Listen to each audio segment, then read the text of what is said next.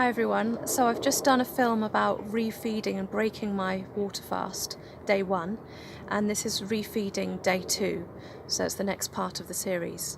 And I'm here in the UK at the moment, so yes, I'm sitting near a road and it's quite a quiet road, but there are a couple of cars that come by and there's a lot of air traffic. I've forgotten how many aeroplanes there are around. But yeah, I thought it was a quiet spot, but it's not really that quiet, so bear with the background. So day 2, I ate a lot more day 2, and you'll see one of the pictures that I took on my thumbnail was my lunch, and I did have some extra things, so I'll talk about that and what I got up to and how I felt. So for breakfast I had an apple, and then a bit later on I had 4 oranges, and that whole morning I was at home that day. And I just really felt like making the kitchen look lovely. So I was doing a lot of physical exercise, I was tidying, I was washing up, I was just basically doing a lot of sorting in the kitchen to make it nice. So I was kind of on the go most of that morning doing all of that.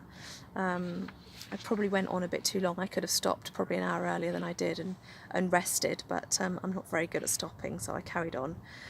And then for lunch, as you can see from my thumbnail, I had a green salad with butternut squash, which I'd roasted in the oven, and then I had some garlic slices over the top with, avocado slices and roasted garlic and roasted red onion on there, so that was really tasty. I kind of rolled them up and ate them in a kind of wrap, with the big lettuce leaves being my wrap. And then I was making apple crumble anyway, so I decided to make 3 tiny ones, one for each of us, so that when that came out of the oven I had a miniature vegan apple crumble, with not very much crumble on top. So yeah, but that was probably too big a lunch, and yeah, I ate too much basically, but it was super delicious, and when you've not eaten for 5 days it's quite difficult not to eat lots, but the food just tastes so amazing, you just want to keep on going, and I did. So dinner was the rest of the roasted butternut squash, and I made that into a soup in my blender, and added a little bit of pasta that I was making for my daughter and a tiny bit of salt. And actually I really didn't feel good after that. The squash felt really kind of heavy and difficult to digest. And I woke up the next morning with a really intense headache and really tired and really intense period pains, and all I wanted to do was cry all of that next morning. But I'll continue on about the food of the day. I remembered that Robin had got some frozen bananas out of the freezer, and he made banana nicecream, which is a vegan ice cream that we make in our high-speed blender. And it was so delicious that, of course, you have some, we don't have vegan ice cream very often.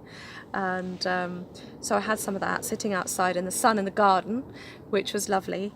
But I think the intense cold was too much for my digestive system to cope with, and straight away my kind of stomach ballooned and went really hard and distended and really uncomfortable.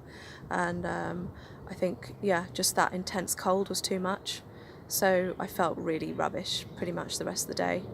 It didn't go down, so that was a bad idea. This is like what not to do when you're refeeding. Like, don't take my advice, take my advice as in don't do everything that I did. Bad idea. Yeah, I had a really foggy head, and basically the rest of the day, and like brain fog, and just wanted to lie down, which I did. I just lay down in the garden in the sun as long as it was warm. What else have I written? Oh yeah, so because of that uncomfortable stomach and headache and everything, that's why I decided to have a soup for dinner, because I thought that would be kind of easy to digest and handle after the water fast. Yeah, I thought the soup would be easy to digest. But for me, generally, when I eat raw food, I function much better and digest much better with the high water content in my food than if it's cooked or dry.